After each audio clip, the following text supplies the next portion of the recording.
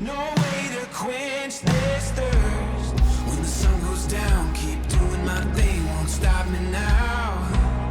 Yeah, there ain't no doubt. I am the go-getter. I am the go-getter. I didn't realize how good Rodney really was. Rodney is a three-sport athlete, something you don't hear about anymore. You usually have your one-sport athletes who are, I'm all football, I'm all basketball. Okay, fine. But Rodney was a football, basketball, and a baseball player. And he was very good at all three sports. He excelled. He was that well-rounded athlete that could do a lot of different things. As a pitcher, he was as competitive as you could be, and he was, he threw as hard as any pitcher. And I had my hand showed it at the end of every game. But as a hitter and an outfielder, I thought, I thought he had so much talent there. And obviously, the scouts knew better because they saw him as a pitcher, and he obviously went on and played for some organizations in Major League Baseball. That I'm proud to say that he was a friend and a teammate of mine.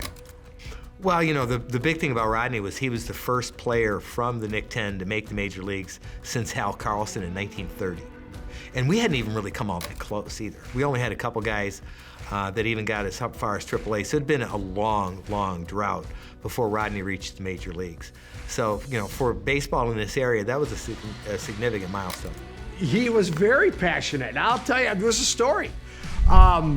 When you're ahead in a game, you try to put other kids in, get them in, and let them play because, quite frankly, they come to practice every day. You've got to give them an opportunity to play. Well, we were playing a team that wasn't very good. We were way ahead by halftime. So I started substituting immediately after halftime. And of course, they scored a couple touchdowns. Rodney says, "Are you going to let them win?"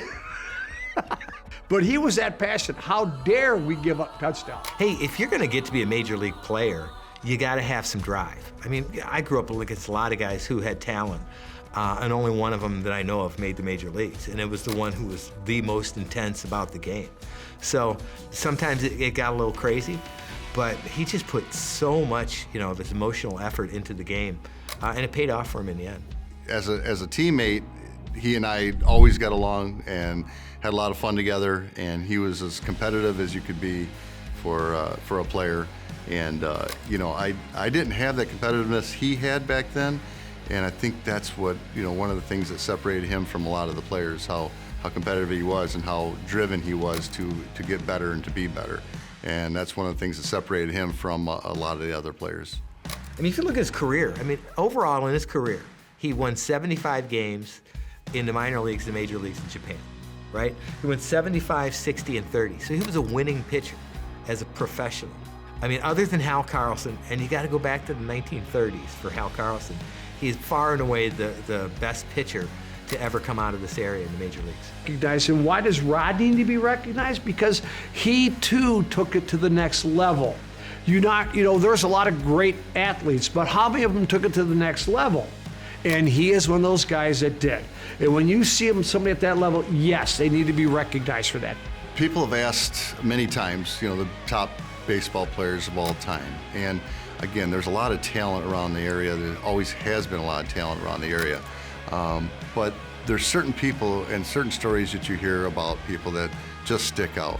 And Rodney was always one of those players where every coach had to plan around, and everybody was fearful of what he was going to do at the plate, on the mound, and how he was going to destroy your team. And he did that in Little League all the way up to where he got to the pro level, and that's because of the talent he had. So talk about the best baseball players of all time, Rodney Myers is on the top of that list, and always will be.